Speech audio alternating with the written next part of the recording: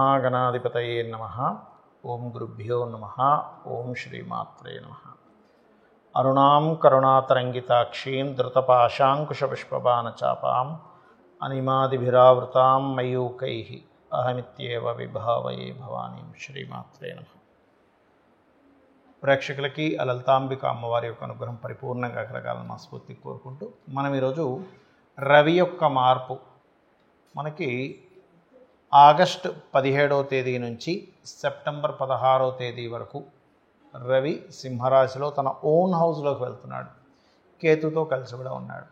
ఇది చాలామందికి మంచి ఫలితాలు ఇస్తుంది, అందులో ఎటువంటి సందేహం లేదు. కాకపోతే ఏదైనా మీ యొక్క మహాదశ అంతర్దశల్లో గనక రవి బాగోనట్లయితే మీకు రవి మీ జన్మజాతకంలో అంత బలహీనంగా ఉన్నట్లయితే మహాదశ అంతర్దశానాథుడు రవి ద్వారానే ఎఫెక్ట్ అయ్యే జాతకాలు ఉంటే తప్పితే ఈ ఇబ్బంది ఏమి ఉండదు. అయితే ఇక్కడ నేను ఎక్కడైనా నెగిటివ్ రిలేటెడ్ సంబంధించిన ఏమైనా వచ్చినప్పుడు నేను చెప్పినప్పుడు అది పరిహారం చేసుకుంటే క్లియర్ అయిపోతుంది, దానికి టెన్షన్ పడాల్సిన అవసరం లేదు. సూర్య అనుగ్రహం కోసం సూర్య నమస్కారం అంటే సూర్యుడిని నమస్కార ప్రియుడు అంటారు. సూర్య భగవానుడిని నమస్కరించుకుంటే చాలా తగ్గిపోతుంది. అయితే ఇక్కడ ద్వాదశ లగ్నాల వారికి లగ్నం తెలియని వారు రాశి చూసుకోండి. ఇక్కడ ఏమీ కన్ఫ్యూజన్ లేదు. లగ్నం తెలిస్తే ఫస్ట్ ప్రియారిటీ లగ్నానికి ఇవ్వండి. లేదండి మాకు లగ్నం తెలియదు రాశి, హ్యాపీగా రాశి చూసుకోవచ్చు. అయితే ఈ యొక్క విషయాలు చెప్తుంది నేనైనప్పటికీ కూడా చెప్పిస్తుంది సాక్షాత్ లలిత అమ్మవారిగా భావిస్తూ ఒక్కొక్క లగ్నము లేదా రాశి గురించి మనం తెలుసుకుందాం. మీన లగ్నము మీనరాశి. మీనం వారికి కనుక చూసుకున్నట్లయితే ఇక్కడ లగ్నం నుంచి 6వ స్థానంలో రవి యొక్క సంచారం, పూర్వజన్మ కర్మ స్థానంలో ఎంటర్ అయింది రవి. కాబట్టి ఆగస్టు 17వ తేదీ నుంచి సెప్టెంబర్ 16వ తేదీ వరకు కూడా మీనము వారికి 6లో ఉండే రవి పరాక్రమాన్ని, శత్రువుపై జయాన్ని ఖచ్చితంగా ఇస్తాడు. గవర్నమెంట్ ఉద్యోగాల కోసం ఎవరైతే ప్రయత్నం చేస్తుంటారో ఆ యొక్క ప్రయత్నం 100% సఫలీకృతం అవుతుంది. అయితే ఇక్కడ మీ పర్సనల్ చార్ట్లో అసలు గవర్నమెంట్ జాబ్ యోగం ఉందా లేదా అనేటువంటి చెక్ చేసుకోండి. రవి కానీ చంద్రుడు కానీ ధనయోగానికి పట్టి కర్మకారకుడు అయినటువంటి శని కూడా కొంతవరకు రవిచంద్రులతో ఎక్కడో కనెక్టివిటీలో ఉండి దశమ స్థానం కనుక బలంగా ఉంటే 100% వస్తుంది, అందులో ఎటువంటి సందేహం లేదు. కాకపోతే ఇప్పుడు గోచారం కనెక్ట్ అయింది. దీనివల్ల సహజంగానే మీన లగ్నం వారికి ఎప్పుడు చెప్తుంటాం మనం ఏంటంటే తండ్రే మొత్తం లైఫ్ మొత్తం లీడ్ చేస్తూ ఉంటాడు, తండ్రికి సంబంధించిందే ఎక్కువగా ఉంటూ ఉంటుందని. కాబట్టి ఇక్కడ ఏంటంటే తండ్రి మూలంగా తండ్రికి సంబంధించిన ఏవైతే పూర్వజన్మలో చేస్తున్న కర్మల్లో మంచి కర్మలకు సంబంధించిన ఏవైతే బెనిఫిట్స్ రావాలో ఇక్కడ కలుగుతాయి. 6లో ఉన్నందుకు లోన్స్ మూలంగా ధనము లేకపోతే మీకు రావాల్సిన ధనం రావడము, ఉద్యోగం విషయంలో 100% ఉద్యోగంలో మార్పు వల్ల మంచి జరగడము, దూర ప్రాంతాలకు వెళ్ళడం వల్ల ఉద్యోగాలు రావడం, ఇటువంటివి కలుగుతాయి, అందులో ఎటువంటి సందేహం లేదు.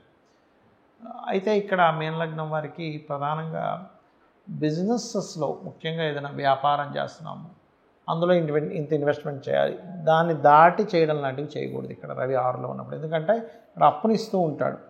రుణం చేస్తే ఈజీగా వస్తూ ఉంటుంది, గవర్నమెంట్ సైడ్ నుంచి హెల్ప్ రావడము, గవర్నమెంట్ బ్యాంక్స్లో కూడా ధనం రావడం ఇట్లాంటివి ఇస్తూ ఉంటారు. కాకపోతే ఇక్కడ ఏమైపోతుందంటే చేతిలో ధనం ఉండేసరికి ఎక్కువగా ఖర్చు పెట్టడం, అక్కడ 1 కోటి రూపాయలు సరిపోద్ది అనుకుంటే 2 కోట్లు ఖర్చు పెట్టడం లాంటివి చేస్తుంటారు ఇన్వెస్ట్మెంట్స్. ఈ యొక్క విషయంలో జాగ్రత్తగా ఉండండి. రాజరాజేశ్వరి అమ్మవారి యొక్క ఆరాధన చేయండి, అన్ని విధాలు బాగుంటుంది. సూర్య ఉపాసన ఒక్కొక్క మాసంలో లేదా ఒక్కొక్క సమయంలో గ్రహం మనకు బలంగా ఉన్నప్పుడు ఆ ఉపాసన అంటే మీ లగ్నం నుంచి ఎవరైతే ఆ పంచమాధిపతి అవుతారో ఆ సమయంలో చేసే ఉపాసన అద్భుతమైనటువంటి ఫలితాలు ఇస్తుంది, గుర్తుపెట్టుకోండి. అందులో ప్రధానంగా మనకి శాస్త్రాల్లోని వేదంలోని చెప్పినటువంటి అంశం ఏమిటి అంటే ఆరోగ్యం భాస్కరాదిత్య. మనకేం కావాలండి? అనారోగ్యం లేకుండా ఆరోగ్యంగా ఉంటే చాలు. ఆరోగ్యమే భాగ్యం అంటూ ఉంటారు. దీని గురించి మనకి సూర్యుడి గురించి మన రామాయణంలోని మహాభారతాల్లోని చూడండి. మహాభారతంలో కూడా సూర్యుడు కనుక ఆ కుంతీదేవి ప్రత్యక్షం చేసుకుంటుందో మంత్రం చెప్పి వచ్చి వెంటనే సంతానం ఇస్తాడు. అంటే అర్థం ఏమిటి? సూర్య ఆరాధన చేసిన వారికి సంతానం ఖచ్చితంగా ఉంటుంది. సూర్య ఆరాధన చేసిన వాళ్ళకి పేరు ప్రఖ్యాతులు వస్తాయి. ప్రమోషన్స్ రావట్లేదు, సూర్య ఆరాధన చేయండి. అదేవిధంగా నేమ్ అండ్ ఫేమ్ రావట్లేదు, సూర్య ఆరాధన చేయండి. అంటే చాలామందికి సందేహం, ఆరాధన అంటే ఏం చేయాలి? ఎందుకంటే చాలామందికి ఈ తెలుగు టర్మినాలజీ తెలియకపోవడం వల్ల కూడా ఆరాధన అంటే ఏం చేయాలండి అని అడుగుతుంటారు. ఆరాధించడం అంటే ఏమిటి? మనం చిన్నపిల్లల్ని ముద్దు చేస్తాం, లేకపోతే ఒక గురువు గారి మీద ఇంట్రెస్ట్ ఉన్నప్పుడు ఆ గురువుని చాలా జాగ్రత్తగా మనం మా గురువుగారు అండి అనే ఫీలింగ్లోకి వెళ్తూ ఉంటాం. అలాగే మనకు బాగా ఇష్టమైన వ్యక్తిని ప్రేమగా చూసుకుంటాం. ఇక్కడ ప్రేమ ప్లేస్లో భక్తి అనేటువంటిది ఉంటుంది. అంటే స్వామి నీ వలనే కదా ఈ సమస్త లోకాలు వెలుగుతున్నాయి. అంటే మనం సైన్స్లోకి వెళ్తే ఇంకా సూర్యుడి కంటే చాలా పెద్ద పెద్ద ఉన్నాయి, ఇవన్నీ వింటాం. బట్ మనకున్నటువంటి పరిధిలో ఈ నవగ్రహాలు, ఈ భూమి, వీటికి ఇచ్చేటువంటి సూర్యభగవానుడే కదా. కాబట్టి ఆ రకంగా సూర్య ఆరాధన చేసేటప్పుడు అందులో ముఖ్యంగా ఈ 17 ఆగస్టు నుంచి 16 సెప్టెంబర్ వరకు నెల రోజుల పాటు సూర్యభగవానుడు తన ఓన్ హౌస్లో ఉంటాడు. ఎవరైనా అనారోగ్యంతో బాధపడుతున్నటువంటి వారు సూర్య ఆరాధన కనుక చేసినట్లయితే ఖచ్చితంగా 100% వాళ్ళకి మార్పు వచ్చి తీరుతుంది. ఆరోగ్య సంబంధించిన అనారోగ్య విషయాల్లో ఇబ్బంది పడుతున్నటువంటి వారికి. అలాగే మరొక విషయం ఏంటంటే, మరి ఈ ఆరాధన చేసేటప్పుడు ఎటువంటి జాగ్రత్తలు తీసుకోవాలి? ఒక్కొక్క దానికి ఒక్కొక్క జాగ్రత్త ఉంటుందండి. మనం పనిచేసే దానికి కూడా చూడండి, ఇప్పుడు ఫోన్ ఉంది, వాటర్లో పడకూడదు. వాటర్ ప్రూఫ్ అయితే పర్లేదు, పడితే ఏమవుతుంది? పాడైపోతుంది. అలాగే మనం ఒక డైట్ చేస్తున్నాం, ఉదాహరణకి చూడండి, కీటో డైట్ అంటూ ఉంటారు. షుగర్ రివర్సల్ కోసం కీటో డైట్ చేస్తుంటాం. అప్పుడు ఏం చెప్తారు? ఏమంటే మీరు కార్బ్స్ అస్సలు తీసుకోకండి, ఈ 90 days 3 months చేస్తేనే మీకు డైట్ లోపల మెటబాలిజం మారుతుంది కాబట్టి. అంటే ఏమిటి? ప్రతి దానికి కొన్ని నియమాలు ఉన్నాయి.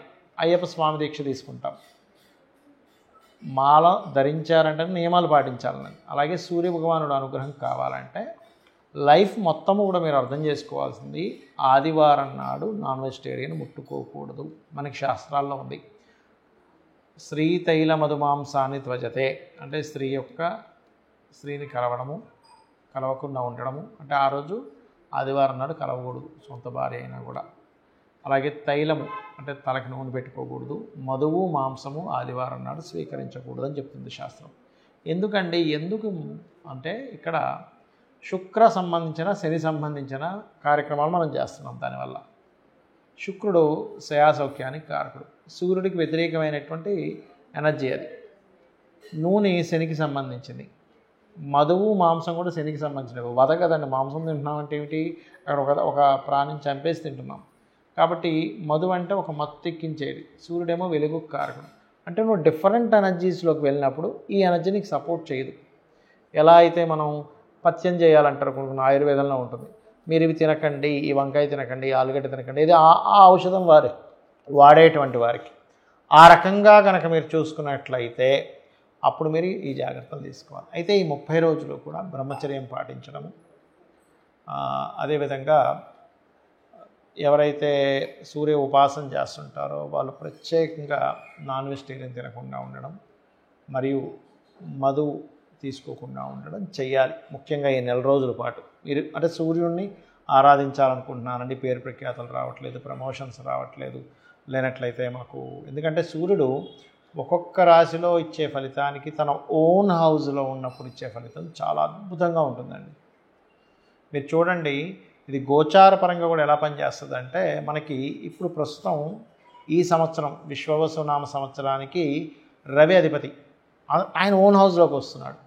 అంటే రాజకీయ నాయకులకి, రాజకీయ పరంగా, లేనట్లయితే రాజులకి ఒక నేమ్ అండ్ ఫేమ్ రావడానికి, అలాగే కొంతమంది మార్పు చెందడానికి కూడా సహకరిస్తుంది. అదేవిధంగా మనకి గురువు కూడా నెక్స్ట్ ఒక 1-2 monthsలో కర్కాటకంలోకి వస్తాడు. అయితే ఈ రవి ఇందులోకి వచ్చినందుకు ఈ గోల్డ్ రిలేటెడ్ సంబంధించిన దాంట్లో అంటే ఆగస్టు 17కి మారుతున్నాడంటే ఆగస్టు 17 కంటే ముందు నుంచి కొద్దిగా దాని యొక్క చేంజెస్ వస్తూ ఉంటుంది.